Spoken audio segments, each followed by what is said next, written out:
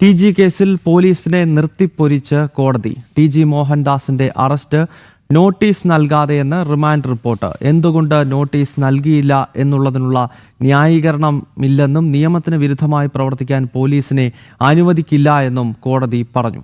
TG Mohandas RSS BJP ബന്ധമുള്ളയാളാണെന്നും വാദി SDPI ആണെന്നുമുള്ള പ്രതിഭാഗം വാദവും ജഡ്ജ്മെന്റിലുണ്ട്. ജഡ്ജ്മെന്റിന്റെ പകർപ്പ് ജനം TVക്ക് ലഭിച്ചു. വി ബിനീഷാണ് വിശദാംശങ്ങൾ നൽകുന്നത്. ബിനീഷ്, ഈ ജഡ്ജ്മെന്റിനകത്ത് എന്തൊക്കെ കാര്യങ്ങളാണ് പറയുന്നത്? TG മോഹൻദാസിനെ കൊടുക്കാൻ ശ്രമിച്ചവർക്ക് വലിയ തിരിച്ചടി ഇന്നലെ വഞ്ചിയൂർ കോടതിക്കകത്ത് നിന്ന് ഉണ്ടായി. അദ്ദേഹം ചിരിച്ചുകൊണ്ട് കോടതി വിധിക്ക് ശേഷം പുറത്തേക്ക് വരുന്ന കാഴ്ചയൊക്കെ കേരളത്തിന്റെ പൊതുസമൂഹം കണ്ടതാണ്. ഈ ജഡ്ജ്മെന്റിൽ പറയുന്ന കാര്യങ്ങൾ എന്തൊക്കെയാണ് ബിനീഷ്?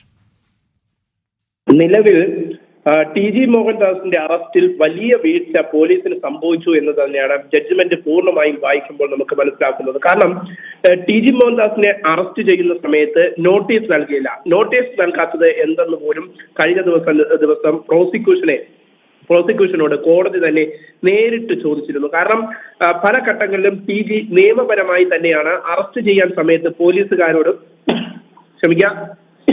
പ്രതികരിച്ചത്. ഈ പ്രതികരിച്ച ഘട്ടത്തിലാണ് കോടതിയും ഇതേ കാര്യങ്ങൾ ചോദിച്ചത്. ഒപ്പം തന്നെ റിമാൻഡ് റിപ്പോർട്ടിൽ ഒരിടത്ത് പോലും എന്തുകൊണ്ട് നോട്ടീസ് നൽകിയില്ല എന്നതിനുള്ള ന്യായീകരണമില്ലെന്ന് പോലും ജഡ്ജ്മെന്റിൽ സൂചിപ്പിക്കുന്നു. ഇത് വലിയ തിരിച്ചടി തന്നെയാണ് ഇത്തവണ പോലീസിന് സംഭവിച്ചിരിക്കുന്നത്, പ്രത്യേകിച്ച് TGയുടെ അറസ്റ്റുമായി ബന്ധപ്പെട്ട്.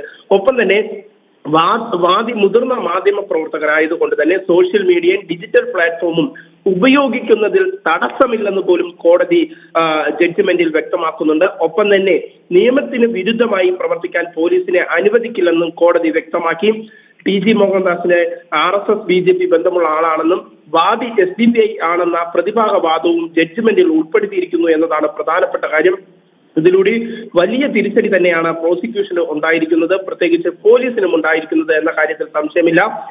ഒപ്പം തന്നെ നിയമപരമായി പാലിക്കേണ്ട ഒരു നടപടിക്രമങ്ങളും പോലീസ് പാലിച്ചില്ല എന്ന് തന്നെയാണ് ജഡ്ജ്മെന്റിൽ വ്യക്തമാക്കുന്നത്. ഒപ്പം എടുത്തു പറയേണ്ടത്, നോട്ടീസ് നൽകിയാൽ ഒളിവിൽ പോകുമെന്ന APPയുടെ വാദം. കഴിഞ്ഞ ദിവസം കോടതിയിൽ നോട്ടീസ് നൽകിയാൽ ഒളിവിൽ പോകുമെന്ന ഒരു വാദം APP ഉയർത്തിയിരുന്നു. ആ വാദം ശരിയല്ലെന്നും ജഡ്ജ്മെന്റിൽ പറയുന്നു. കാരണം പ്രതിയുടെ വിലാസത്തിൽ പോകുമ്പോൾ അയാൾ അവിടെ തന്നെ ഉണ്ടായിരുന്നു എന്നും ഡിജിറ്റൽ തെളിവുകൾ അവിടെ ഉണ്ടായിരുന്നു എന്നും അത് ഒളിപ്പിക്കപ്പെട്ടിട്ടില്ല എന്നും കോടതി തന്നെ ജഡ്ജ്മെന്റിൽ വ്യക്തമാക്കുന്നുണ്ട്. അതുകൊണ്ട് തന്നെ ഈ പോലീസിന്റെ നടപടി പൂർണ്ണമായും തെറ്റാണ്. BNS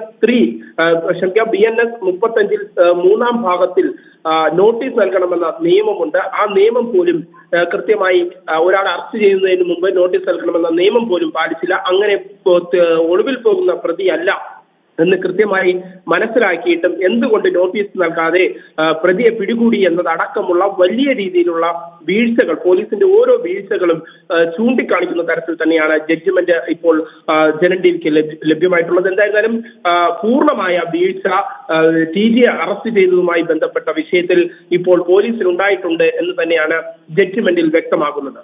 ഓക്കെ ബിനീഷ്, എന്തായാലും വ്യക്തമാണ്. ഈ ജഡ്ജ്മെന്റിനകത്ത് പോലീസിനെ രൂക്ഷ ഭാഷയിൽ കോടതി വിമർശിക്കുകയാണ്. നോട്ടീസ് പോലും നൽകാതെയുള്ള അറസ്റ്റിന്റെ അടിസ്ഥാനം എന്താണ് എന്ന പ്രസക്തമായ ചോദ്യം കോടതി ഉന്നയിക്കുകയാണ്. എന്തായാലും ഇക്കാര്യങ്ങളൊക്കെ ചൂണ്ടിക്കാട്ടിക്കൊണ്ടാണ് കോടതി ഇന്നലെ TG മോഹൻദാസിന് ജാമ്യം നൽകിയത്. ജഡ്ജ്മെന്റിന്റെ വിശദാംശങ്ങൾ പങ്കുവച്ചത് വി ബിനീഷാണ്.